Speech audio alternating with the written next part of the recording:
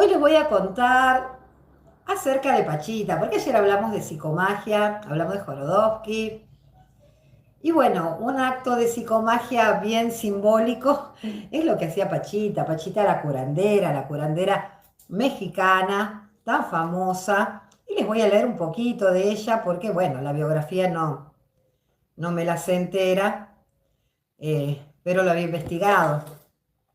Estuve escuchando un libro que se llama, lo escuché porque no lo compré, no sé si lo compraría, no sé si es un libro que me gustaría tener, que se llama La psicomagia de Pachita. Esto relatado por Jorodowski, por la persona que hablamos ayer, que fue el creador de esta arte de la psicomagia, porque bueno, eh, él era un cineasta y hacía teatro y hacía títeres y además estudió psicología. Entonces él, con toda la mezcla de estas cosas que él sabía, un genio en el tarot, por eso lo conocí por el tarot, él inventó esta técnica o creó esta técnica que es la psicomagia, que son actos que hacemos, como cuando le prendemos una velita al santito, cuando le pegamos a la mesa que el nene se golpeó la cabeza contra la mesa y le decimos mesa mala. Bueno, Pachita, ¿quién era Pachita? Bárbara Guerrero, más conocida como Pachita, fue una curandera mexicana nacida a comienzos del siglo XX, famosa por realizar lo que muchos llamaban cirugías psíquicas, operaciones hechas con cuchillos comunes, sin anestesia y, según los testigos, sin dejar cicatrices. Personas del mundo artístico, médicos, sacerdotes e investigadores fueron a verla, entre ellos Jorodowski, de quien hablábamos ayer, y Jacobo Greenberg, neurofisiólogo del que ya hablamos en otra oportunidad. Pachita decía que cuando curaba era tomada por el espíritu de Cautemoc. Cautemoc fue el último emperador azteca, al que ella le llamaba mi hermanito. Ella afirmaba que no era ella quien operaba, sino esa fuerza espiritual. La curiosidad y la necesidad de sanación llevaba a este lugar en donde había nacido Pachita y donde ella atendía a mucha gente a curiosear y a curarse, ¿no? Tanto Jacobo Greenberg como Jorodowski fueron, creo, más por curiosidad, porque bueno, Jacobo Greenberg desde la ciencia y desde la mente y desde las funciones neurocientíficas y Jorodowski más desde la magia, desde lo teatral y desde lo más terrenal. Cada uno fue ahí y cuando cuenta este libro que leí, que escuché, se llama La psicomagia de Pachita, porque son actos de psicomagia los que hacía al parecer.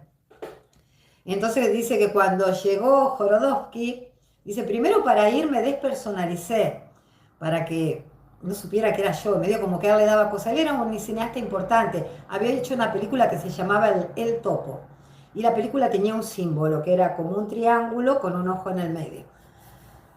Y él iba con la alta, digamos. Dice, a mí yo tuve la suerte que me atendió rápido. Dice, había gente que tenía que esperar más.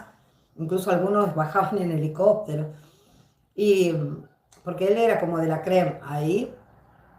Y bueno, pero de todas maneras él tenía ese prurito de que él tenía miedo de que le hiciera mal, porque dice que muchos curanderos en esa época hacían mal. Dice, vos vas, te curás, pero después a los 20, 30 días te morís. Eso dice él en el libro. Y dice entonces que se despersonalizó, se puso ropa, ni siquiera dice la compré yo a la ropa. Le dije a un amigo el dinero para que me compre ropa que a él le pareciera, a la ropa interior todo se cambió en el bolsillo, llevaba una chuleta, un pedazo de carne de cerdo envuelto con papel de ese que es como metal. Dice esta era la manera de protegerse que él tenía del mal en el caso de que esta fuera una curandera mala y le hiciera el mal. Entonces, esta es una manera de protegerse, despersonalizarse. Dice, hasta me hice un documento falso, se puso ropa que ni siquiera él había comprado y llevaba un churrasco envuelto en el... Dice que de manera que yo cada vez que tocaba el bolsillo sabía que me estaba... Eso tiene un nombre, después se lo voy a contar en otro video, que se llama anclaje. Entonces vos lo tocas y recordás, tengo que protegerme, estoy en una situación. Cuando llega dice que ella siempre hacía pasar primeros a los hombres, Pachita, porque decía que las mujeres podíamos esperar, los hombres no. Y dice, bueno, llamó a uno y después dice, me dice, a vos, chico, chico. Lo llama y él viene. Dice, me llamó la atención que me dijera chico, dice, porque yo no era chico, yo tenía 40 años, pero realmente dice, mi manera de ser en realidad era más de un joven, era bastante inmaduro, dice él. Así que dice, encontró una manera justa de llamarme, ven chico, le dice. Y bueno, ahí se saludaron, qué sé yo, le dice, ¿a qué le tienes miedo? Le dice ella. Y él medio como que estaba ahí medio reticente. Entonces a ella le dice, dame la mano. Y ella le ofrece la mano y él le pone la mano porque la gente le decía, acepta el don, acepta el don. Como que ella te estaba ofreciendo un don. Y bueno, y un poco viene esta cosa a que si tenemos un don, el que sea, chicos, el don de escuchar a alguien, el don de ser veterinario, el don de hacer cosas lindas para la gente, hay que aceptarlo. Entonces la gente le decía, acepta el don. Entonces dice, yo no estaba muy confiado, dice, pero puse la mano sobre la mano de ella, dice, y cuando miré así sentí que había algo, y había un símbolo de metal que era un triángulo con un ojo. Y eso era algo que era muy de él, porque era de la película del topo que le había hecho, y Pachita como diciéndose quién sos, bueno, hay medio como que escalofrío, y le dice, ¿puedo ayudarte? Sí, sí, dice, ven, ayúdame, pues muy ocupada era. Dice, entra, ayúdame, dice, te puedo asistir, creo que era la palabra. Y él quería estar ahí en las operaciones, en las cosas que se hacían. Dice, tú me leerás, dice el poema para entrar en trance. Resulta que, bueno, alguien le leía un poema, y el poema era para este Cuauhtémoc, porque ella decía, cuando hacía las operaciones, que las hacía con las manos o con un cuchillo de cocina común y corriente, sacaba el pulmón y ponía otro, abría con un tajo, sacaba el estómago, lo que tuviera enfermo la persona. Dice, ella no lo hacía, ella estaba, según ella, poseída por el espíritu del niño. Mi niño, decía ella, que era ella decía que era este Cuauhtémoc, que era el último emperador azteca. Entonces, cuando ella se poseía, empezaba a hablar con voz de hombre. Hola chicos, qué bueno verlos acá de nuevo, vamos a empezar, que pase el primero, bla, bla, bla. Bueno, y hacía la cirugía. Cada uno tenía que ir con un huevo y ella lo miraba, se lo frotaba por todo el cuerpo a la persona primero y después lo miraba y lo evaluaba y en base a lo que el huevo le decía, era lo que tenía, si era grave o no, si había que operar o si no te mandaba a comprar unos yuyitos. Había uno, por ejemplo, que el caso de la mujer de Jodorowsky, que tenía dolor de panza y le dolía mucho la panza, y ella había estado embarazada, pero había perdido el bebé. Pero igual tenía dolores, y lo había perdido. Entonces él la lleva con Pachita, y Pachita le dice, estabas embarazada de mellizos, todavía tenés uno adentro. Por eso te duele y está podrido. Porque el lenguaje era bastante así, estaba podrido. Así que bueno, y te cuentan cómo es toda la cirugía. Chicos, escuchen el audiolibro, cómprense el libro porque en medio como no es tanto para contarlo acá, pero igual se los digo más o menos. Te acuestan en la camilla, le hacen el tajo, le duele al paciente. Porque ella todavía ese poder de que no tengas dolor no lo tenía. El hijo, que hereda los poderes, ya operaba sin dolor. Porque dice que en cada reencarnación el espíritu se fortalece y empezó a operar. Bueno, le saca el bebé, se lo muestra, tiene olor a podrido, lo tiran, hacen como un ritual, lo tienen que tirar en el río a la noche. Bueno, tiene un montón de cosas, detalles que no se los voy a contar porque no viene al caso. Pero bueno, esa es una de las... Eran así las operaciones. Después salía el enfermo, el operado, todo dolorido, temblando de miedo y de dolor. Lo envolvían en una sábana, lo sacaban a un lugar que tenían ahí, lo ponían en el piso y se tenía que quedar media hora sí o sí quieto con el riesgo de que si se movía podía morir. Entonces el tipo ahí quieto, la tipa en este caso. Jodorowsky mismo también fue sometido a una cirugía de hígado, cuenta cómo le dolió, cuenta lo que sintió. Bastante macabro todo eso, bueno, pásenlo rápido. Pero bueno, lo cierto es que él también se hizo y dice que nunca más tuvo problema de hígado. Había otro que era un pelado que quería tener pelo. Entonces ella le hace, se lo simplifico porque es largo, no les quiero aburrir, le dice que tiene que ir a conseguir estiércol, o sea, caca de ratas, 1 kilo de caca de rata.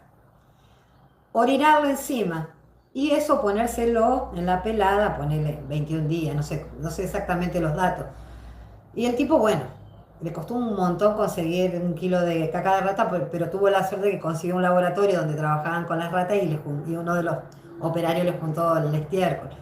Y bueno, volvió después a lo de Pachita pelado y le dijo que no lo iba a hacer, que como que era demasiado para él ponerse la mierda de la rata acá con el pis de él, dice que prefiere ser pelado. Y bueno, entonces esos son los actos de psicomagia, porque en ese caso, al parecer, Pachita hizo un acto de psicomagia para que él tomara conciencia de qué era lo que estaba pidiendo. ¿Cómo vas a pedir en este mundo donde te pueden faltar un montón de cosas porque te falte el pelo? Hasta que él tomó conciencia porque dijo, mirá si voy a hacer. Entonces, también es un acto de psicomagia. Bueno, querés tener pelo, tenés que hacer tal cosa. ¿No estás dispuesto? Bueno, entonces pelado también está bien.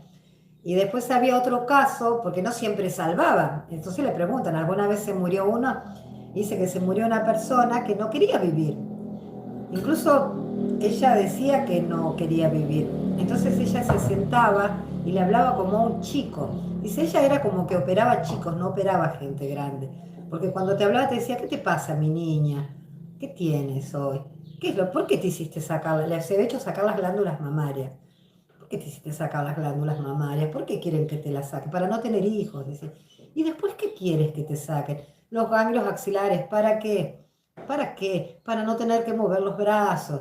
Bien, niña, ¿y después qué más quieres que te saque? Y quiero que me saque el útero. ¿Para qué quieres que te saque el útero? Para no tener hijos. Y después, mi niña, ¿qué más quiere? Y después quiero que me saque, no sé, las piernas. Bueno, era todo muy extremo. ¿Para qué? Para no caminar. ¿Y después qué quieres, mi niña? Después quiero morirme, le dice ella. Bueno, mamita, ese es el ciclo que va a seguir. Ella tenía cáncer, la señora, o la chica. Ese es el ciclo que va a seguir tu enfermedad. Ve y compra tal cosa, bla, bla, bla. Y dice que, bueno, después se enteró que a los 2 meses se murió y la enfermedad siguió. Tomó los ganglios de acá, pero era medio como una decisión de ella.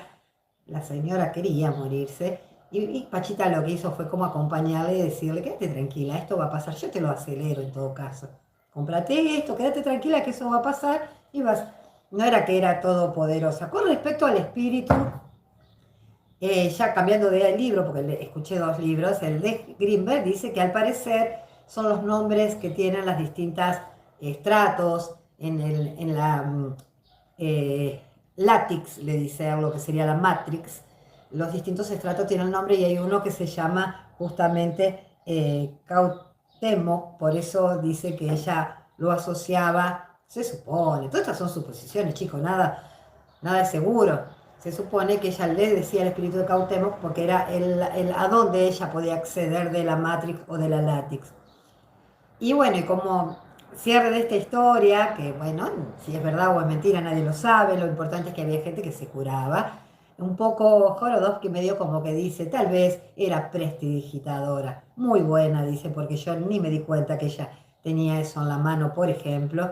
Y además el hecho y la convicción de que la gente tenía, de que iba ahí y que era curada, podría ser que haya sido solo truco, porque además te operaba con una vela, porque ella decía que la energía actuaba mal, la energía eléctrica en los órganos, y puede ser que haya sido también como una, dice, cuando uno entraba ahí, dice, en el lugar ese había olor a perro, a caca de perro, porque había muchos animales, dice, pero cuando uno entraba a ese lugar y se cerraban las puertas y era todo en tiniebla y estaba con la vela, era como uno cambiaba de dimensión, como que uno se metía en un mundo que hasta el olor se iba. Y bueno, y uno se preparaba y aceptaba la posibilidad de curarse. Puede ser también que ya no haya hecho nada, que haya sido todo ilusión de la gente que quería ver lo que veía, porque yo decía, ponía el órgano sobre la panza del tipo y el órgano se absorbía solo. Eso hoy día se puede hacer con tecnología. Yo dudo hasta de Dios, chicos, cuando hablo de estas cosas, porque digo, bueno, sí, bajó de una nube, bueno, hace bajar un holograma, bueno, no voy a entrar en esa, pero bueno, quiero decir, todo puede ser, no importa si es verdad o si es mentira, lo cierto es que existió y que curó, y que la psicomagia existe, por lo menos para ellos. ¿Para quién? La magia existe, ¿para quién? Solo para los que creen en ella. Así que ahora sí, los saludo, buen día, buen día.